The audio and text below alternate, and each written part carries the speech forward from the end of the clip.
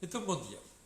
Já estamos em direto e isto é a edição matinal da Cor do Dinheiro do dia 9 de Abril do ano da graça de 2019. Bem, enquanto eu percebo qual é o gap entre o sinal aqui entre Maputo e Lisboa e Portugal, bom, já temos uma série de pessoas ao vivo, o que significa que está tudo a chegar bem com o som e imagem. Só preciso que me digam se está tudo bem assim ou se não está bem para eu rever isto. Laura, como é que é? É assim ou assim? Para podermos, hoje tenho aqui uma agenda que é uma coisa brutal do ponto de vista de extensão, portanto agradecia que me dissessem com uma brevidade se o som e a imagem estão a chegar bem. Por onde é que começar? Naturalmente pelo período de ordem do dia. Temos uma agenda muito comprida. Eu deixei alguns assuntos que tinha pensado tratar ontem porque realmente a agenda é mesmo muito extensa. Período de ordem do dia, vamos começar pela França. Como sabe, ontem o Sr. Primeiro-Ministro francês anunciou uma redução de impostos. Deixa-me lá ver as mensagens. Som ruim? Não pode ser. Bem, confirma-me lá se está tudo bem com o som, se faz favor, antes de eu prosseguir isto. O Sobral diz que sim, portanto, quem disse que era o som ruim, por favor, aumente o som do aparelho. Mas dizia eu, o governo francês anunciou ontem uma baixa de impostos. Como se é fácil de perceber, a baixa de impostos não tem nada a ver com a situação da economia francesa. Tem a ver com os protestos dos coletes amarelos e tem a ver com as eleições europeias de maio, daqui a 2 meses. Bom, como eu não conheço nenhum plano do governo francês para cortar despesa, a despesa da economia francesa, a despesa pública, é superior a 50% do produto interno bruto, veja só, 50%, quer dizer que mais de 50% da economia francesa é apropriada pelo Estado. Mas dizia eu, como eu não conheço nenhum plano para cortar despesa, é legítimo esperar que o déficit francês, que passa a 3%, dê um salto já em 2019 e provavelmente ainda pior em 2020. Há uma pergunta que eu tenho para fazer.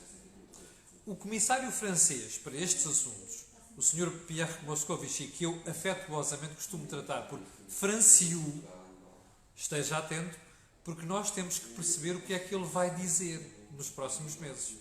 Porque, perspectivando-se um agravamento do déficit da economia francesa, eu espero que o Sr. Franciu, Pierre Moscovici, aperte os calos ao Presidente Macron e venha fazer aquilo que a Comissão Europeia faz a outros países, não é? E que fez a outros países, Portugal, Espanha, Itália e Grécia. Quer dizer assim, meus amigos, vão lá arranjar um plano credível para colocar o déficit abaixo de 3%. Bom, você pode esperar sentado, porque eu tenho a certeza absoluta que isto não vai acontecer. Mas vamos estar atentos, porque temos que pressionar os franceses e a Comissão para fazer isso, que é para sermos todos iguais no espaço da União Europeia, naturalmente. Não é verdade? Bom, segundo ponto desta conversa. Há 10 anos, já em plena crise financeira, havia 912 mil trabalhadores a recibos verdes. Os dados do INE, a análise está no meu jornal, no Jornal de Negócios de hoje, mas o INE, na sua última análise, apontou para valores próximos dos 554 mil trabalhadores a recibos verdes. Pergunta, o que é que aconteceu? Houve algum milagre na economia portuguesa para nós termos uma quebra de quase 450 mil trabalhadores num espaço tão curto? Bom, há várias explicações. A primeira é a economia começou a recuperar. E recuperou muito no emprego nos últimos 4 anos, melhor, 5 anos, entre 2013 e 2018. Portanto, isto explica tudo? Não. Há aqui uma outra componente que não está refletida nestes números e vale a pena analisar, sobretudo para desfazer alguns dos mitos da esquerda. Você lembra-se que cada vez que se falava nos recibos verdes, havia aqueles partidos de esquerda, o PCP, o Bloco, mesmo a ala esquerda do PS, que era é preciso limitar os recibos verdes. Ninguém percebia que os recibos verdes aconteciam e eram exagerados em Portugal porque a nossa lei laboral era muito rígida. Ora, onde é que nós queremos chegar? Recorda-se, nós falámos aqui sistematicamente das reformas que a Troika obrigou Portugal a fazer, nomeadamente no mercado laboral, nomeadamente em algumas áreas facilitar os despedimentos. Bom, o que é que isto significa? Que a economia tornou-se mais flexível. Quem precisava de ir contratar com base em recibos verdes deixou de ter essa necessidade. Está a ver? Afinal, aquelas conversas tolas, idiotas sobre liberalismo e não sei quê, liberalizar despedimentos, que ia ter uma consequência e um impacto brutal, negativamente brutal na economia, afinal tiveram o impacto oposto. Tirou pessoas da economia informal, nomeadamente os recibos verdes, para colocar dentro de empregados que têm um contrato com a empresa. Está a ver como foram positivas as reformas que a Troika obrigou Portugal a fazer. Surprise, surprise! E assim vão morrendo os mitos da esquerda. Bom, terceiro ponto. Então, não é que o Partido Comunista Português despediu um dissidente da linha oficial. Alguém da Conselhia de Cascais que não estava de acordo com a estratégia que o partido tem seguido nos últimos anos, ou seja, vulgo pertencer à geringonça, e manifestou isso publicamente. O que é que aconteceu? Olha, muito simples. O PCP baniu este senhor dos órgãos do partido. Aliás, expulsou-o mesmo. O que eu achei espantoso ontem foi ver o camarada Jerónimo de Sousa, questionado sobre este assunto pelos jornalistas, sair-se com uma treta do género de bom, o assunto foi tratado pelos órgãos respectivos e, portanto, está decidido. Bem, eu não quero acreditar. Então o PCP, o Partido das Liberdades, o Partido dos Telhados de Vidro, o Partido da Clareza, da Transparência e da Abertura, é o partido que bane um militante porque ele não está de acordo com a linha oficial. Bem, afinal, o stalinismo, não era? Aquela coisa inventada pelo PCP, do outro lado, e subscrita pelo nosso PCP, mantém-se viva.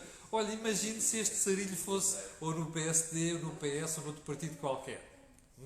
Grande democracia, não é verdade? Bem, terminado o período antes de ordem do dia, vamos então à agenda de hoje. Bem, então é assim. Carlos César, o presidente do PS e o líder parlamentar do Partido Socialista, já tem a mulher, ouça bem, a mulher, o filho, a nora, a sobrinha e até um irmão a trabalhar para o Estado. Ontem, graças a um trabalho da revista Sábado, ficámos a saber também que tem um primo. Então vamos lá ver, que é para não haver aqui qualquer dúvida sobre o nome. Deixe-me lá ir buscar aqui. Bom, então o senhor chama-se Francisco César Ramos Fernandes Gil. Primeiro ponto. Este senhor usa profissionalmente o nome de Francisco Fernandes Gil. Portanto, a primeira constatação que eu tiro é: houve alguém, ou melhor, este senhor não gosta de usar o nome César no seu nome profissional por alguma razão. Será que é para não o relacionarem com Carlos César? Bem, mas não vale a pena porque, entretanto, os jornalistas já descobriram que ele é familiar de Carlos César. Bom, então agora aqui fica a pergunta. Então como é que este senhor vai parar à navegação aérea? O assunto não é de ontem, não é da semana passada, nem é do último mês. O assunto tem cerca de 2 anos. 2 anos e meio. Porque o senhor Francisco Gil foi parar à navegação aérea em 2016. Sabe quem é que o nomeou para aquele cargo? Olha, vamos lá ver. Mário Centeno, Ministro das Finanças. Pedro Marques, ex-Ministro das Obras Públicas. Olha lá como é que querem chamar hoje em dia. Sabe quem é que ratificou a nomeação dele para aquele cargo? António Costa, Primeiro-Ministro. Bem, eu sei que o assunto não é de ontem, não é de há um mês, mas a pergunta fica feita na mesma. Você já reparou o despudor com que Carlos César coloca familiares seus na órbita do Estado? Já reparou nisto? E já reparou como ele consegue ter aquela cara de pau a aparecer em público, a dizer coisas mais incríveis, como se não fosse nada com ele? A única pergunta que eu tenho para fazer aqui é: bom, será que se Carlos César tem alguém da sua família que não está na órbita do Estado? Eu já não sei. Primeiro ponto. Já agora é assim. Pá, esta malta não tem vergonha. É que isto são escândalos sobre escândalos. Já não nos bastava. Espera aí, não me vão dizer que nem Mário Centeno, nem Pedro Marques, nem António Costa não sabiam que Francisco Gil é primo de Carlos César. Não me vão dizer isso, pois não? Não, porque eu não acredito. Pura e simplesmente não acredito. Assim como não acredito, que já expliquei aqui isto ontem, não acredito que o secretário de Estado do Ambiente não soubesse que aquela pessoa que trabalhava no seu gabinete era seu primo. Portanto, toda a gente está por dentro destas coisas. Estes senhores souberam quem eram as pessoas que nomearam para estes gabinetes ou para estes cargos. E, portanto, a pergunta é só esta. Não têm vergonha? O Presidente da República dizia ontem ao I que é com coisas destas que surge o populismo. Pois é, mas o problema é que isto não se resolve com a lei, está a perceber? Isto é um problema de ética e é um problema de bom senso. O que estes casos estão a revelar, e este é mais um, é que não há senso nenhum, nem há um mínimo de ética nestas pessoas que dirigem o Estado. Porque enchem qualquer oportunidade com gente da sua confiança, do seu círculo próximo, ou mais grave ainda, com pessoas da sua família. E já agora uma coisa, é assim, mudar o nome, ou melhor, usar o nome profissional, tirando o César, para não se descobrir que está relacionado com o Carlos César, é de uma vergonha sem limites. Mas enfim, decida você. 950 pessoas em direto, obrigado pelo seu apoio. Bom, segundo ponto. O BES, o Banco Espírito Santo, está a pedir 14 milhões de euros aos ex-administradores. E repare, neste grupo ainda não estão Ricardo Salgado e mais alguns. E eu vou-lhe dizer quem é que não está. Então vamos primeiro ao grupo de pessoas a quem o BES está a pedir este dinheiro. Olha, eu vou-lhe dizer. Amílcar Moraes Pires, José Maria Richard, Joaquim Góis, António Souto, João Freixa, Jorge Martins, José Manuel Espírito Santo, Pedro Mosqueira do Amaral, Ricardo Abcacis, Rui Silveira, João Faria Rodrigues e Stanislas Ribes. Estas pessoas foram administradoras do BES. Quem é que não está aqui? Não está aqui Manuel Fernandes Espírito Santo Silva, que ainda não foi notificado, e Pedro Matos Silva também não está, além do Ricardo Salgado. Bem, então, qual é que é o ponto aqui? É que a Comissão Liquidatária pediu ao BES os extratos destes senhores nos 2 anos anteriores. Porque, como você sabe, há uma coisa chamada impugnação pauliana, que é assim, imagine que você recebeu indevidamente algum dinheiro e depois colocou isso ao fresco, como diz aqui a Comissão Liquidatária. Precisam de saber se as pessoas em causa procederam a atos de dissipação ou ocultação do seu património ou se de outro modo praticaram atos que possam ter diminuído, frustrado, dificultado ou posto em perigo a satisfação dos credores do BES. Ou seja, nos 2 anos anteriores é possível impugnar aquilo que foram as decisões das pessoas, em casos como este. Então, a Comissão Liquidatária quer saber o que é que aconteceu. Pediu os extratos ao BES e descobriu que, afinal, houve casos deste. Colocou-os em tribunal. Bom, eu só tenho uma pergunta a fazer. Você acha mesmo que, com a justiça que nós temos, o BES vai conseguir recuperar este dinheiro? Eu tenho dúvidas. Bom, e já agora é assim. Eu sei que a Comissão Liquidatária tem algumas provas quase inequívocas sobre, efetivamente, o que é que se passou. Aquela transferência dos bens da esfera desta pessoa para outras, como vocês sabem, é muito fácil. A gente declarar a falência e depois entregar os bens a outras pessoas. Aliás, se você olhar para a situação que vivem algumas pessoas ligadas à administração do BES e acionistas do BES anterior, você olha e diz assim, espera aí, estas pessoas estão mesmo falidas? Como é que estas pessoas vivem? É legítimo fazer essa pergunta, porque o estilo de vida das pessoas não coincide nada com aquilo que se passa efetivamente na sua situação legal, que é, estão felizes ou próximos da falência. Bom, pergunta aqui. Agora imagine que não conseguem recuperar estes 14 milhões de euros mais o que se vai pedir a Ricardo Salgado. Sabe quem é que vai pagar? É você. Ou seja, aquele dinheiro que está a entrar neste momento no novo banco, não é? Que tem a ver com os prejuízos monumentais que toda esta gente deixou. Aliás, a Comissão Liquidatária diz mesmo que algumas destas pessoas sabiam já há anos que o BES estava à beira da falência. E, portanto, foi por isso que é isso que justifica o terem transferido os seus bens para outra esfera. Bom, a pergunta é, se a Justiça não conseguir provar isto, quem é que vai pagar? Você. Não está contente? Proteste. Bom, não fica por aqui. E sabe porque é que não fica por aqui? Deixa-me lá voltar aqui à agenda, que é para explicar isto.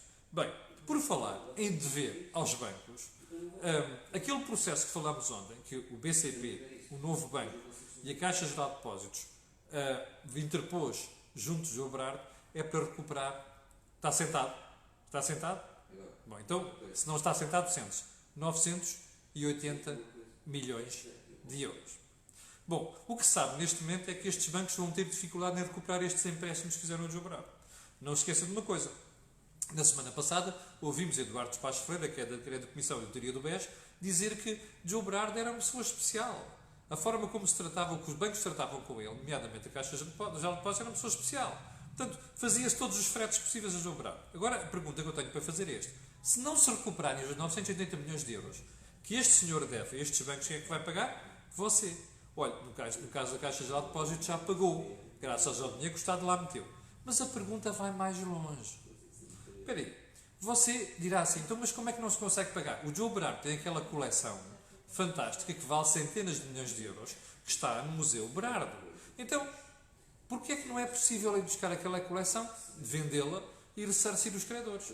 Bem, porque pelos vistos da lei, aquilo foi tudo tão bem feito que a lei não permite que isso se faça. Mas eu tenho mais uma pergunta para fazer, que é assim. Joe Berardo consegue andar na rua de cabeça erguida? É que ele deve quase 1.000 milhões de euros aos bancos. E pelos vistos não quer pagar, não é?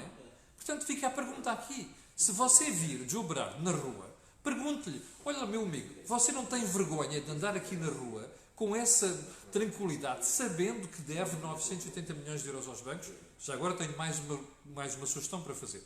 Você não quer pagar os 980 milhões, não é? Como contribuinte. Então eu vou sugerir uma coisa. Faça uma manife à porta de Joe Berardo. É que neste país fazem-se manifes por tudo e mais alguma coisa, algumas amplamente apoiadas pelos sindicatos, não é? Bom, então eu compreendo isso, mas já agora, como estamos a falar do nosso dinheiro, dinheiro dos nossos impostos, que é aquele que vai entrar para os bancos e uma parte já entrou e vai entrar mais, a questão é muito simples. Faça uma manife à porta de Joe Berardo, né, para reclamar o pagamento daqueles 980 milhões de euros, de maneira que os nossos impostos sejam poupados a esta marmelada. Percebeu? É assim que as coisas se fazem. Vamos ver se temos coragem de fazer isso em Portugal. Bom, como eu lhe dizia há bocadinho, confesso que me surpreende como é que Joe Berardo, 1.000 pessoas em direto, obrigado pelo apoio à cor do dinheiro, mesmo sabendo que estou a 8.000 km de Lisboa. Ainda Joe Berardo. Eu, sinceramente, faz-me impressão, eu meteria uma cabeça embaixo da areia se eu tivesse uma situação em que ele está, não é? Porque não consigo perceber como é que uma pessoa que deve 980 milhões de euros ao banco, de livre vontade, não vai alienar a sua coleção de arte, que é para pagar aos bancos. Eu não consigo perceber isto. Acho que é preciso ter muita falta de vergonha para ser protagonista destas situações. Bem, quinto ponto desta conversa, já vamos com 18 minutos do programa. O Presidente da Câmara de Lisboa, Fernando Medina, criou uma equipa especial para recuperar os atrasos nos licenciamentos da construção urbana. Bem, primeiro ponto, isto não tem nada... Construção urbana é o quê? Construção nova e reabilitação, porque parece que há muitos processos que estão parados na Câmara. Bem, primeiro ponto, é claro que isto não tem nada a ver com as eleições, pois não. Fernando Medina andou os últimos anos a embelezar a cidade e o Diabo 4, a fazer umas obrasitas, nunca se preocupou com isto. Acordou agora. Quer dizer que não tem nada a ver com as eleições, não é verdade? Nada. Não tem nada a ver nem com as europeias, nem com as legislativas, não tem nada a ver. Acredita, não acredita? Primeiro ponto. Segundo ponto. Sabe o que é que Fernando Medina vai fazer? Foi buscar uma equipa extraordinária. Ou seja, pessoas de fora da Câmara de Lisboa, criou uma equipa à parte para tratar destes assuntos. Pergunta que eu tenho... mais. Disse ontem que no final deste processo, como a Câmara precisa de pessoas para trabalhar nesta área, vai contratar algumas destas pessoas para ficarem na Câmara a resolver estes problemas. Você sabe quantos trabalhadores tem a Câmara de Lisboa? Sabe? À volta de 10 mil. Diga-me uma coisa. Você acha que uma Câmara que tem 10 mil pessoas, à volta de 10 mil, precisa mesmo de mais pessoas para tratar deste assunto? Precisa mesmo de mais contratações? Ou nós estamos aqui no âmbito do não reformamos nada, criamos mais um departamento ou contratamos outras pessoas para preencher aquela função? Quando há uma série de adaptações que nós podemos fazer, é um problema da administração pública em Portugal para fazer isto. E já agora outra coisa. Espera aí. Então, o que é que levou uma Câmara que sabe que este problema existe nos últimos 4 anos, nos últimos 5 anos, o que é que levou essa Câmara a não fazer rigorosamente nada para agora acordar para o problema? Olha, fica a pergunta, que é para não ficarmos aqui todos a pensar, não é? Que os políticos que fazem estas coisas somos todos estúpidos e caímos nestas histórias. Não se esqueça, não tem nada a ver com as eleições, ok? Rigorosamente nada. E sabe quem é que vai pagar isto? É você, como com as taxas e taxinhas que paga a Câmara. Não se esqueça disso. O último ponto desta conversa, que tem a ver precisamente com a história das contratações. Espera aí, o Dr. Fernando Medina quer que nós acreditemos que é preciso mesmo ir contratar pessoas novas para ali? Quer mesmo? Então, vamos lá ver. Eu sei que a Câmara de Lisboa tem um sem número de técnicos licenciados nesta área, arquitetura, engenharia e por aí adiante. Estas pessoas não podiam ser reconvertidas para irem para este departamento da Câmara que trata dos licenciamentos? Pode. Sabe qual é o problema? É que isto de fazer reformas no Estado é um sarilho, percebe? Tira votos, cria contestação. E Fernando Medina faz parte daquele grupo de políticos que não gosta de contestação. Porque as contestações depois fazem perder eleições. Bom, agora, façam-nos um favor. Por favor, não nos tomem por parvos. Nós somos contribuintes, somos tansos fiscais, mas há uma coisa que nós não somos, que são parvos. E, portanto, pode ser que um dia o pessoal acorde para este problema e, quando for a hora de votar, decida se há de votar em pessoas que fazem este tipo de política que mais se assemelha a politiquice. Olha, ficamos por aqui. Eu já não volto a incomodar mais hoje. Amanhã às 8 da manhã estarei aqui. E para o final vou pedir aquilo que peço sempre, colocarem um gosto e fazer partilha nas redes sociais, porque aquilo que você ouve aqui não ouve em mais sítio nenhum. Obrigado, com licença, e até amanhã às 8.